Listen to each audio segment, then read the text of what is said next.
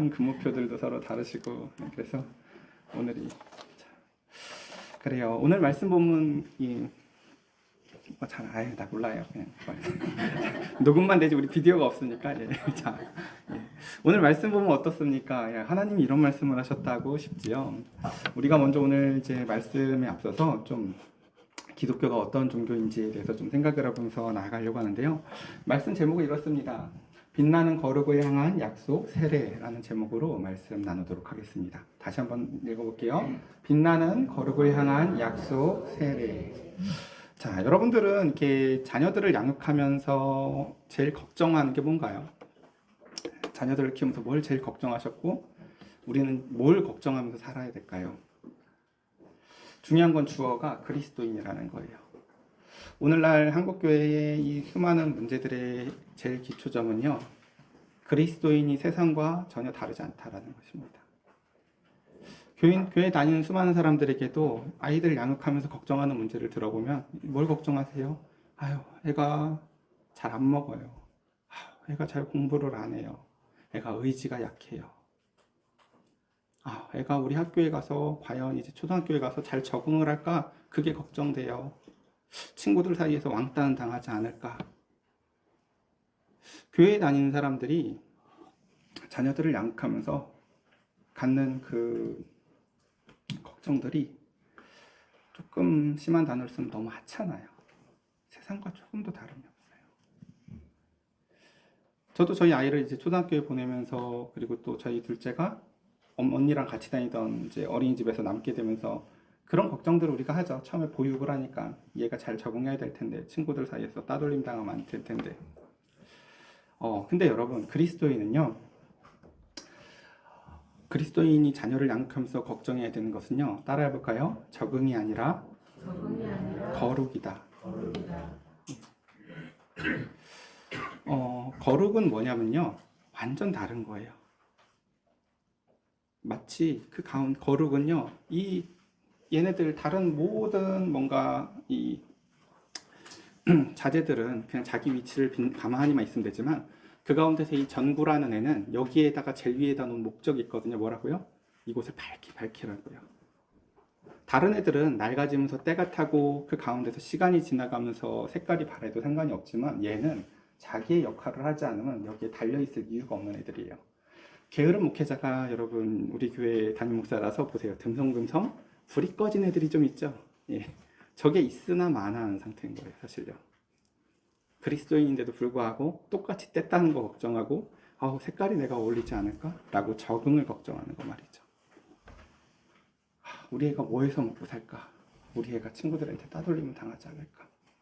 여러분 그리스도인이 걱정해야 되는 건요. 우리 아이가 세상 아이들과 똑같이 살면 어떻게 될까요? 그 가운데서 우리 아이가 빛나는 하나님의 영광을 드러내야 할 텐데. 오늘 아까 이제 각각 사람들마다 그 삶의 무게들이 다르잖아요. 그렇죠? 저 아이에게는요. 여기에 나와서 말씀을 읽는 게 너무너무 힘든 일일 거예요. 그게 아마 저로 따지자면 번지점프를 뛰는 것만큼 힘든 일일 수도 있고 누군가에게는 원수를 용서하는 것만큼 힘든 일일 수 있어요. 그래서 어떻게 보면 간혹 이렇게 보일 수도 있어요. 애가 그렇게 하기가 싫다는데 왜 애를 여기까지 나와서 말씀을 읽게 할까? 이게 폭력적이어 보일 수도 있어요. 근데 여러분 그리스도인으로 산다는 것은요. 내가 내 마음으로 내가 자발적으로 내가 할 수 있는 데까지 하는 게 아니라요. 하나님이 우리에게 시키시는 일을 하는 거예요. 나 못할 것 같아요. 저 8살이요. 가장 자의식이 커질 때거든요. 사람들이 다 나만 보는 것 같고 나와서 틀리면 어떡하지? 창피하면 어떡하지? 제가 이렇게 설명을 했어요. 네가 할 수 있는 거라서 시키는 게 아니고 그리고 할 수도 있지만 하나님만 보고 하는 거야. 그냥 아빠를 믿고 하는 거야. 우리가 그리스도인으로 산다는 것은요. 그 거룩이 목표라는 것을 첫 번째 잊으시면 안 돼요. 중요한 건 이거죠. 우리가 그럼 이런 염려들, 내가 우리 아이에 적응하는 것을 걱정하고 살았는지, 아니면 우리 아이가 거룩하지 못할 것을 걱정하고 살았는지는요, 이 관점에 따라 달라요. 내가 그냥 세상 사람과 조금도 다르지 않은 이방인 수준의 염려를 하고 살았다면요, 그건 다 그냥 적응의 문제였을 거예요. 그러니까 이걸 염려하는 사람들은요, 여기서 세상 사람들처럼, 아, 우리 아이가 드디어 삼성에 들어갔대요. 우리 아이가 좋은 대학에 들어갔대요. 근데 거기서 만족하고 더 바라는 게 없어요. 아유, 뭐, 교회야 잘 다니면 좋은 거고, 아니면 많은 거고. 근데 진실로 우리가 걱정해야 되는 것은 무엇인지 아십니까? 우리 아이가 세상에서 적응을 못하는 게 아니라요, 우리 아이가 세상에서 빛나지 않는 거예요. 제가 어렸을 때 얘기를 드렸던 것 같아요. 어렸을 때 이 얘기 여러 번 얘기 드렸는데, 저희 어렸을 때는 남자 여자 그런 걸 별로 없었던 것 같아요. 신체 검사를 한다고 애들을 이렇게 거의 빨개 벗기듯이 쭉 줄을 서고 몸무게도 재고 키도 쟀었어요. 근데 한 여자아이가 그 팬티 스타킹이라고, 스타킹이 여기까지 올라오는 건데 이제 발에 구멍이 난 적이 있었어요. 그 아이가 이제 발에 구멍이 났고 또 내성적인 아이였는데 애들이 막 놀리는 거죠. 야, 쟤 막 발에 구멍 났다 막 놀리고, 가난하다고, 쟤 거지 새끼다. 그렇죠. 그때 제가 했던 일이 뭐냐면은 제 양말에 구멍을 더 크게 뚫어가지고, 야, 내 구멍이 더 커 했던 거였었어요. 왜냐면 그 아이한테는 그게 진짜 상처였을 거거든요. 근데 저는 그게 그 당시에 아무 상처가 되지 않았었어요.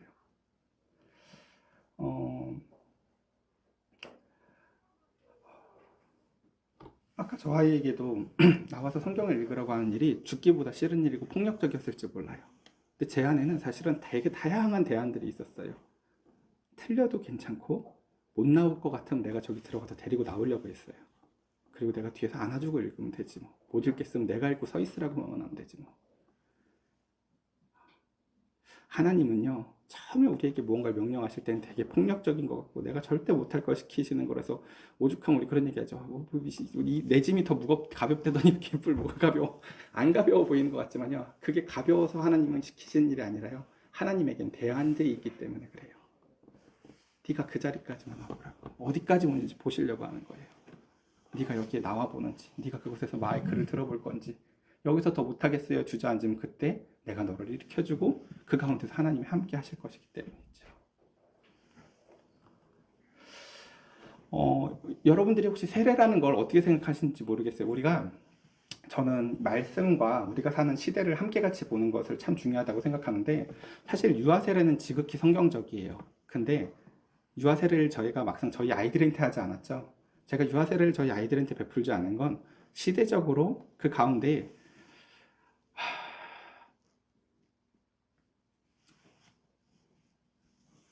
너무 의미가 없다고 보여졌기 때문에 제가 저희들한테 하지 않았어요. 성경이 유아 세례를 이야기하고 있어요, 분명히요. 근데 그 가운데 수많은 사람들이 너무 형식적으로 믿는 것들을 보면서 나는 우리 아이들에게 꼭 신앙 고백을 받아내고 세례를 줄 거야 라고 생각했기 때문이죠. 근데 막상 이제 저 가정이 아이를 태어났는데요, 내가 우리 아이한테 베풀지 않았던 유아 세례가 너무 베풀어 주고 싶은 거예요. 그 유아 세례의 의미를 그래서 오늘 좀 함께 같이 생각해 보려고 하는데, 여러분, 우리가 예전에 이제 그러니까 이게 중요해요. 말씀은 블럭과 같아서요, 환경에 따라서 적용이 달라요. 우리 한국교회는 처음에 선교사들이 와서 말씀을 전하고는 이 사람한테 신앙이 있나 없나 확인하고 세례를 줬어요. 그래서 세례가 이 사람은 신앙이 있어 라는 확인표처럼 사용이 되었지만, 사실 성경은 세례를 그렇게 사용하지 않아요. 성경은 어떻게 사용하냐면 이래요. 베드로가 이제 사도행전 2장에서 보면요, 막 하나님의 말씀을 전파하거든요. 기본적으로 하나님의 사역은요, 할 수 없는 일을 하는 거예요. 하나님이 시키는 일을 하나님을 믿고요. 근데 그때 이런 일이 벌어집니다. 그들이 이 말을 듣고 마음에 찔려 베드로와 다른 사도들에게 물어 이르되, 형제들아 우리가 어찌할꼬 라고 하며 이제 내가 인생을 다시 어떻게 살아야 되나 라는 고민을 가질 때 베드로의 대답이 이렇습니다. 뭐라고요? 너희가 각각 회개해라. 먼저 그 회개를 명령합니다. 그리고 그 다음에 각각 예수 그리스도의 이름으로 그 다음에 무엇을 하라고요? 회개함의 결과로요, 세례를 받는 거예요. 세례는 뭔지 아시겠어요? 나 이제 더 이상 그렇게 살지 않을 거야 라고 방향 전환을 선포하는 거예요. 근데 중요한 건 뭐냐면요, 그럼 이 사람이 그 가운데서 지금 믿음이 확인돼서 세례를 받는 건가요? 아니에요. 믿음이 확인되진 않았지만요, 보증을 쓰는 거예요. 나 이제 이렇게 쓸 거야 라고 내 의지를 표명하는 것이에요. 그리고 그 다음에 그래서 뭐라고 할게요? 세례를 받고 죄사함을 받으라. 그리하면 성령도 선물로 받을 거야 라고, 성령 받은 사람이 세례를 받는 게 아니고요, 내가 그 가운데서 하나님, 이제 저의 삶은 더 이상 세상 가운데서 우리 아이가 어떻게 적응하고 살지를 고민하는 이방인으로서의 삶이 아니라, 하나님이 말씀하시면 그 가운데서 내가 날개가 없을지라도 뛰어올라서 날아보는 믿음을 갖는 삶을 살길 원합니다 라고 빛나는 삶을 살겠다고 하나님 앞에 우리의 삶을 방향을 전환하는 것이 바로 세례입니다. 자, 근데 중요한 것은 이것이죠. 그래서 세례라는 것은요, 이제 옛사람이 장사 지내지고 새 사람으로 태어나는 의식입니다. 그래서 보통은 침례교는 그쵸, 이렇게 강의나 이런 데에 들어가서도 하죠. 모양은 중요하지 않아요. 중요한 건 의미예요. 여기서 근데 중요한 건 거죠. 여러분, 세례라는 게 어디서부터 생겨났을까요? 혹시 생각해 보셨어요? 잘 생각해 보면요, 구약 성경엔 세례가 없어요. 신구약 중간기를 거치면서 신약 성경의 시작이 갑자기 세례 이야기가 나오거든요. 그럼 과연 이 세례의 출처는 뭐였을까요? 세례의 출처는요, 구약 성경에 보면 할례라는 게 등장을 해요. 할례가 뭐냐면요, 천천히 갈게요. 할례라는 게 그 하나님께서 아브라함이 그 언약으로부터 막 떠나 있는 거예요. 마치 아까 지금 제가 시온이하고 되게 느슨한 약속을 했거든요. 충분히 사랑으로 설명했고 아빠가 이렇게 했으면 좋겠다 하지만 얘가 못 나오잖아요, 그렇죠?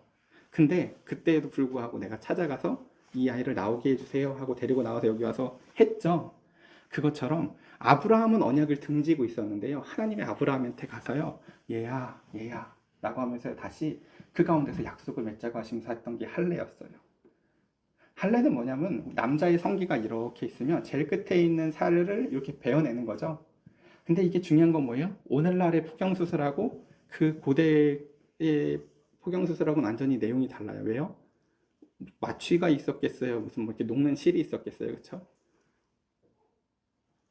그저 그것을 하나님이 그 어린아이, 난지 8일 된 아기예요. 난지 8일 된 아기가 어떤 의미냐면요, 하나님이 세상을 7일 동안 창조하셨고 이제 안식하셨거든요.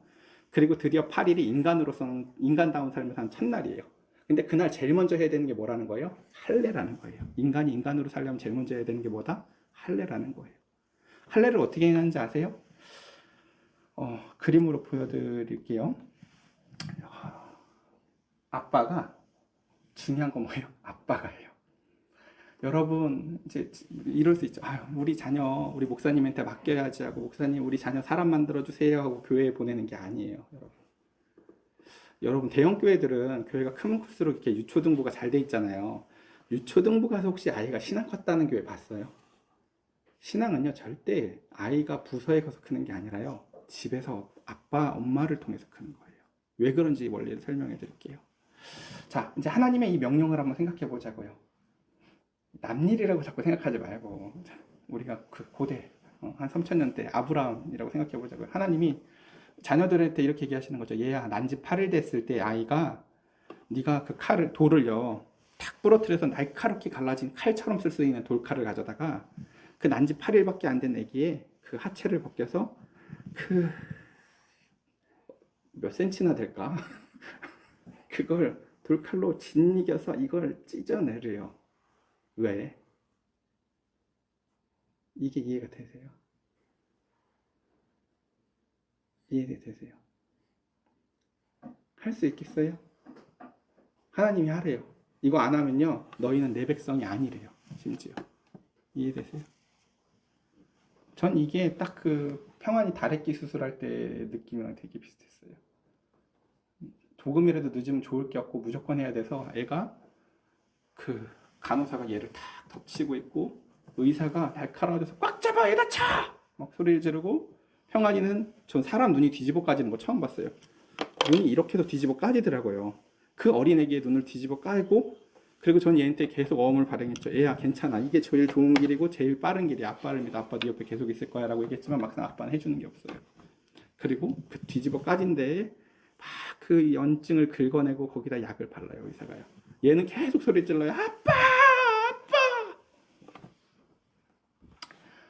최고의 의료시설을 가지고 의사를 믿고 간호사를 믿으면서 일을 했어도 그 모양이에요. 근데 이걸 누가 해야 된다고요? 아빠인 내가. 해본 적도 없는 내가. 내 자녀를 통해서 내가. 이성적으로 이해가 돼요? 절대 안 되죠. 이걸 왜 해야 될까요? 하나님은 왜 이런 걸 명령했을까요?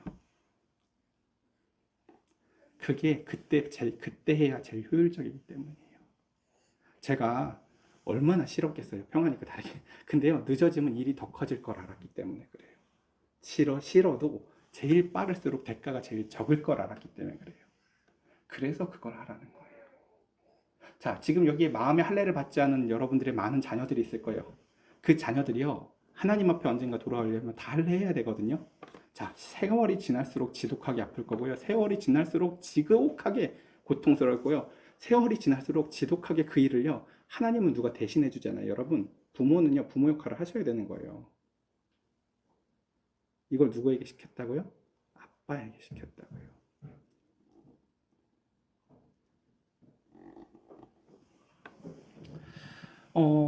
그래서 로마서에는 이런 말씀이 있어요. 여기에 보면 맨 밑에 줄에 보면, 야, 근데 그 할례가 몸에만 한다고 되는 게 아니라 그거 마음에다 해야 되는 거야 라고 말씀해 주세요. 아기가 너무 이쁘죠. 자녀가 쟤는 세상에 너무너무 귀엽고 착하고 세상에서 이렇게 뭔가 악이 없을 것 같고 티가 없을 것 같고 그렇죠. 성경은 그렇게 말하지 않아요. 우리는 모두 죄인이다 라고 얘기를 해요. 그래서 내 눈에는 죄가 조금도 티끌도 보이지 않는 8일 된 아기를 하나님은 아니야, 모든 사람은 죄인이야, 이 아이가 앞으로 자라나가면서 수없이 할례를 받을 일이 있을 텐데 너는 그것을 미리 선지부라는 거야, 하나님의 말씀으로 말이야. 그래서 내 자녀를 다독여주고 그 가운데서 한없이 받아주고 싶을 수도 있지만 일정한 때가 되면 그래서 훈계라는 걸 해야 되는 거예요, 이제요. 자, 그래서 오늘 말씀에 잠언 말씀이 아까 우리가 읽어봤을 때 얼마나 살벌합니까? 뭐라고 얘기해요? 아이를 훈계하지 않으려고 하지 말아라. 채찍으로 그를 때릴지라도 죽지 아니하리라. 애를 채찍으로 때리라는 말일까요? 절대 그러라는 말 아니에요. 효과가 없어요. 때리지 마세요. 때리라는 말이 아니라요, 마음으로 때리라는 거예요. 마음을. 그리고 여기서 더 중요한 건 뭡니까, 여러분? 아이의 마음을 때리는 목적이 뭐라고요? 네가 그를 채찍으로 때리면 그의 영혼이 지옥으로부터 구원을 받을 거라는 거예요. 너 네 딸을, 네 아들을 지옥으로부터 구원하고 싶니? 네가 그 아이를 마음을 때리지 않는 이상 그 아이는 반드시 지옥에 빠질 거야 라는 게 잠언의 이야기예요. 우리의 자녀들은요, 저절로 알아서 성숙하고 크지 않습니다. 그리고 제가 사실 상담을 하면서 느끼는 건요, 이 세상에, 제가 이거 얼마 전에 깨달은 비밀인데, 이 세상에 어른은 없다는 거예요. 어른은 없어요. 다 애예요. 사실은 제가 보니까 70이고 80이고 사람이 나이를 먹어도요, 하나님 앞에서 사람은 다 고만고만한 사실은 어린이들이에요.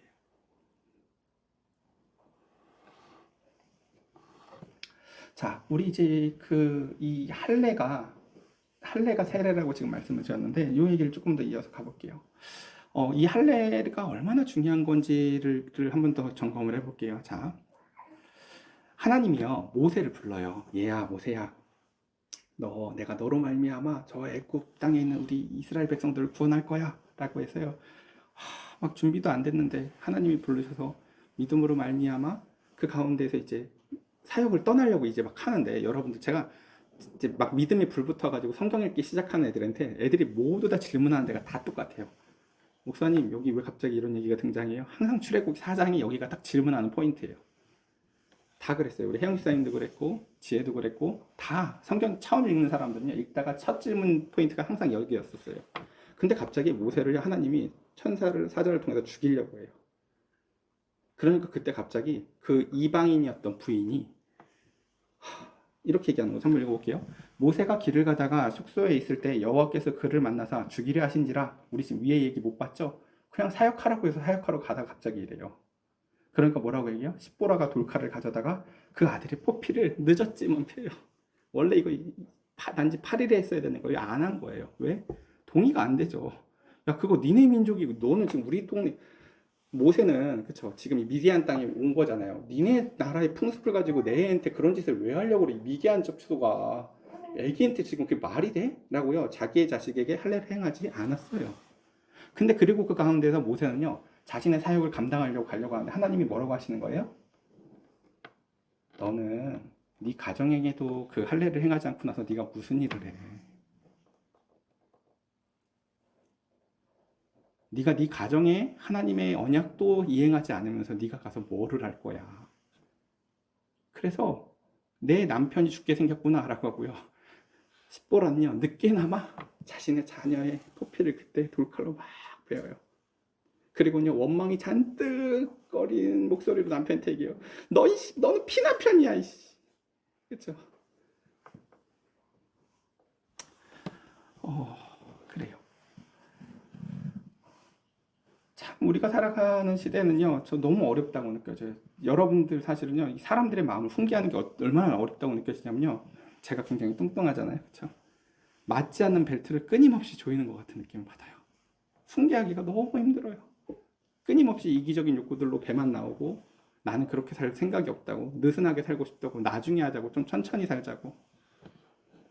이 느슨한 시대적인 사람들의 이 마음속 가운데 어떻게 마음의 허리띠를 동이고 하나님의 말씀대로 살며 우리 아이들을 빛나는 거룩한 자녀로 살게 하자고, 진짜 광야에 외치는 소리 같아요. 그래서 제가 유아 세례에 정이 떨어졌었어요. 무슨 의미가 있나? 아무도 그렇게 생각들을 안 하는데, 애가 세례만 받으면 뭐하나? 애가 거룩해야 된다는 것을 아무도 인지하지 않는데, 맨날 우리 애가 세상에서 어떻게 적응할까만 고민하는 사람들한테 거룩을 어떻게 설명할까?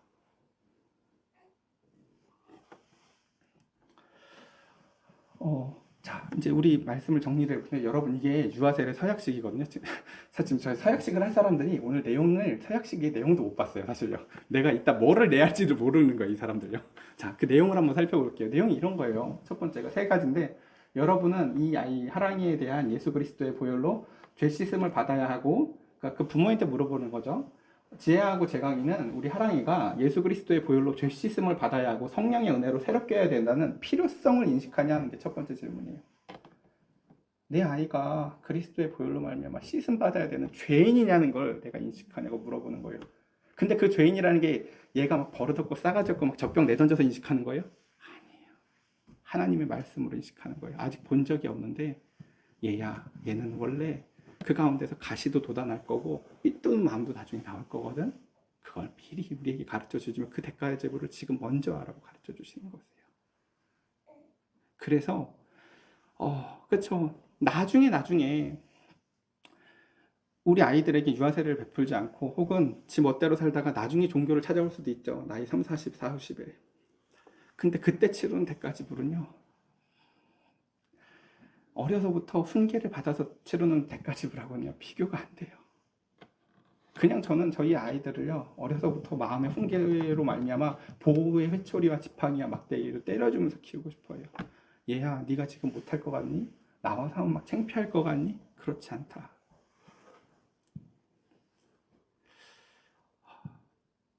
제가 예전에 우리 혜영 씨한테 그런 말씀 드렸죠. 저는 번지 점프를 누가 1억을 줘도 안 할 것 같다고 얘기를 했었거든요. 근데 지금 생각해 보니까 저희 아이한테 믿음을 설명하는데 필요할 것 같아요. 아이가 아까 죽어라 나오기 싫어하더라고요. 못하겠다고. 근데 제가 설명을 이렇게 했거든요. 네가 할 만해서 지키는 게 아니라 원래 못할 것 같은데 하나님을 믿고 하는 거야. 근데 이 아이가 그걸 이해하는데 만약에 도움이 된다면 저 번지점프 뛰라고 해도 뛸 것 같아요.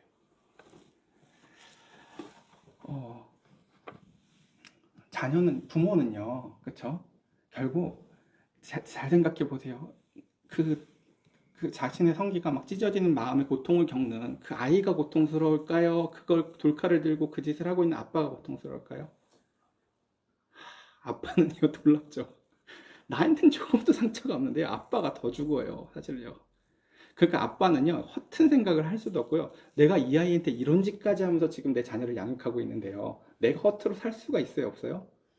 수만 번조차도 허투루 쉴 수가 없어요. 내가 내 자녀에게 이렇게 엄밀하고 엄격한 하나님의 뜻을 가르치면서 지금 내 이 아이의 마음 가운데서 눈물 어린 할례를 행하고 있는데 이러고는 내가 어떻게 살 수 있다고요? 절대 그럴 수 없죠. 자, 두 번째 질문도 한번 볼까요? 여러분은 이 아이에 대한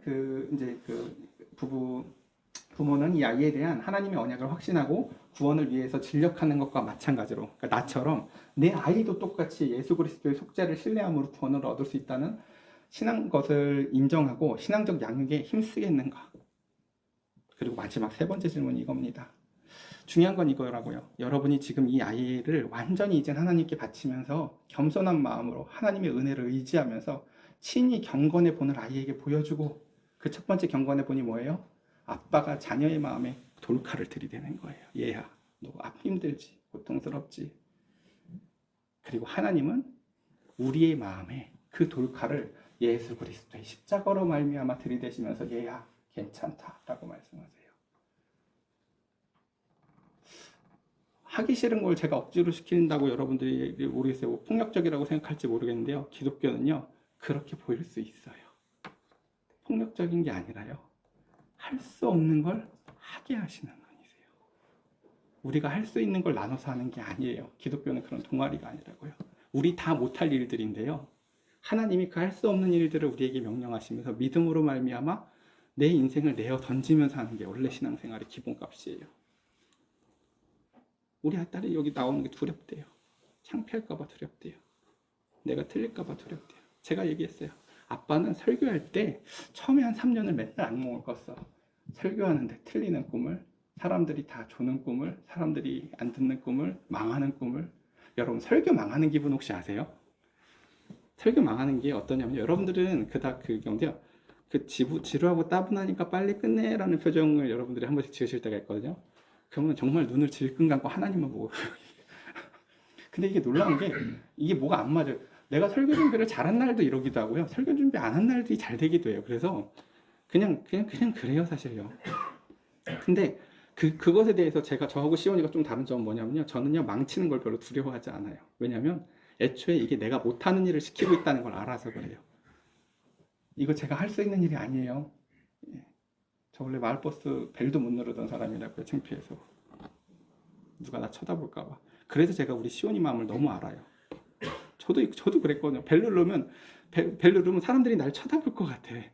이게 얼마나 유치해. 근데 그 당시에 그거 누가 가르쳐줘도 아니라고 아무리 가르쳐줘도 내 마음이 그런 걸. 벨을 못 누르겠는 걸 뭘 어떡해. 그렇죠? 벨도 못 누르던 아빠가 애한테 여기에 나와서 지금 말씀을 읽으라고 해요. 그렇죠? 그리스도인은 그래서 제일 중요한 게 뭐냐면요, 부모가 보내고 있는 거예요. 엄마 아빠가 그 길을 내어주는 거예요. 아빠도 못하는 일인데 이렇게 사는 거란다. 나중에 하나님한테 가르쳐주라고. 지혜도 가르쳐주라고. 엄마 아빠가 11조 송금할 때마다 얼마나 손이 후달리는지 아니?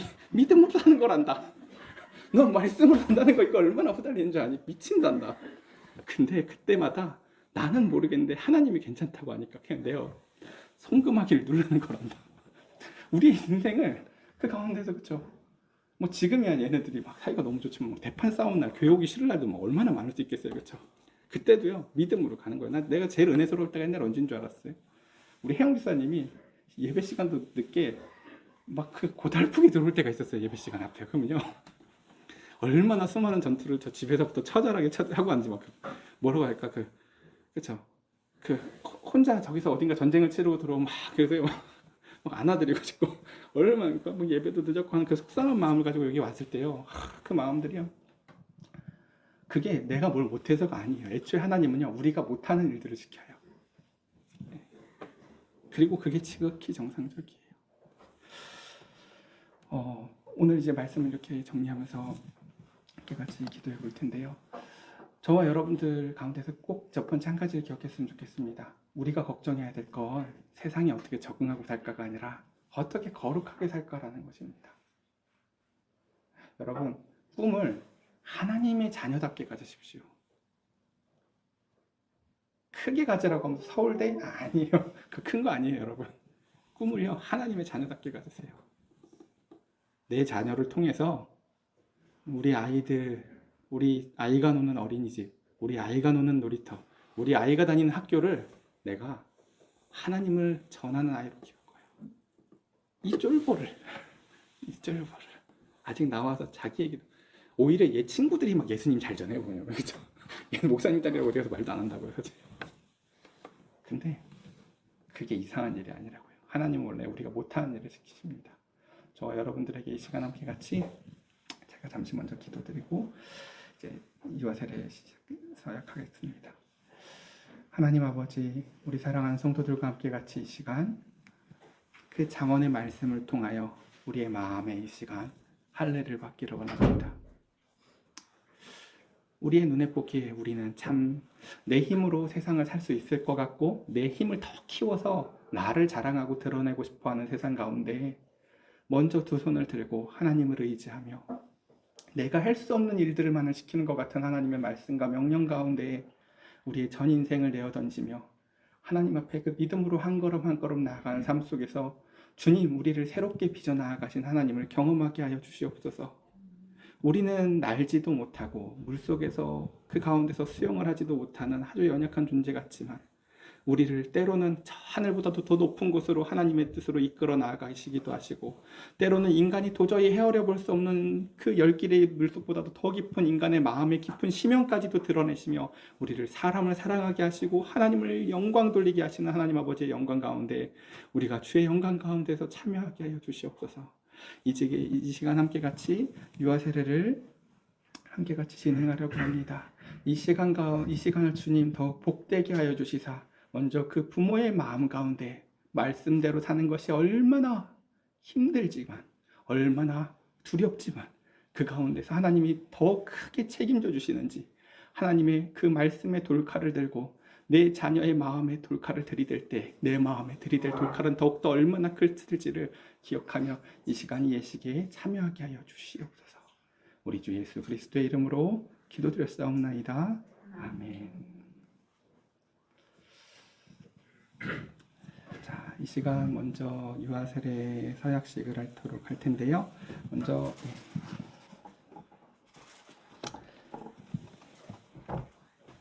일단 그 자리에서 먼저 아멘으로 대답해 주시면 되겠습니다. 제가 먼저 질문 드리겠습니다.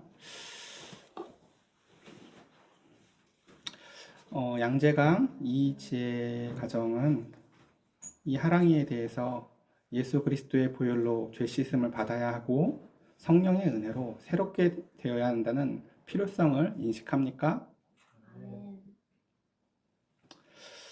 우리 양재강 이지혜 가정은 그 아이에 대한, 하랑이에 대한 하나님의 언약을 확신하고 자신의 구원을 위해서 진력하는 것과 마찬가지로 이 아이도 주 예수 그리스도의 속죄로 신뢰함으로 구원을 얻을 수 있다는 사실을 인정하며 신앙적인 양육에 힘쓰겠습니까?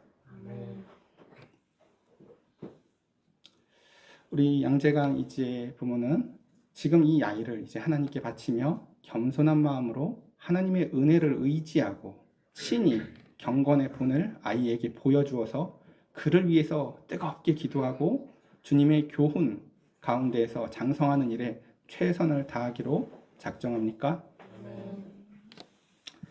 자, 이제 그 아이를 안고 앞으로 나오십시오.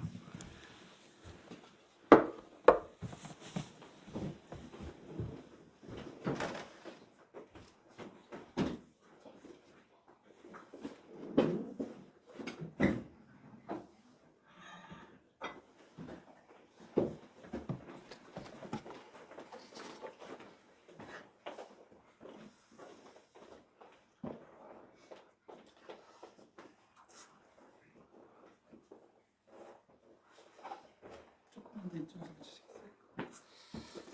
아니, 일이 차갑다.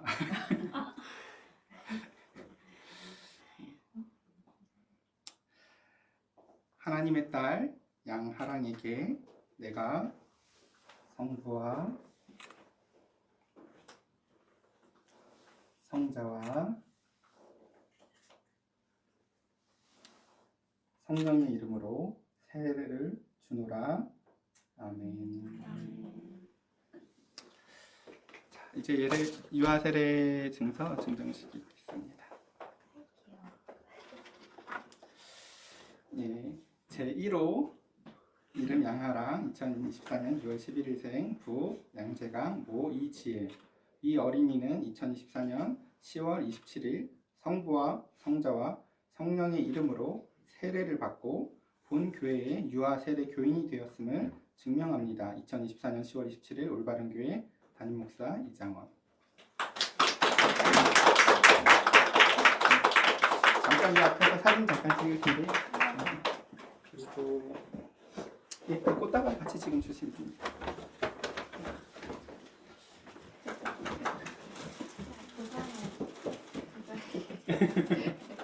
아, 도장 맞아. 도장 찍어드릴게요. 그리고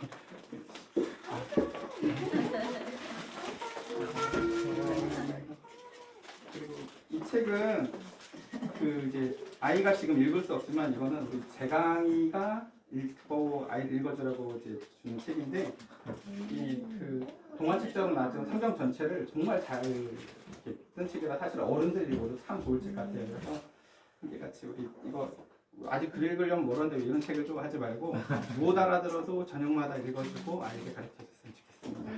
네, 우리 함께 같이 하나, 둘, 셋. 책 하나만 더 줄게요. 하나, 둘, 셋.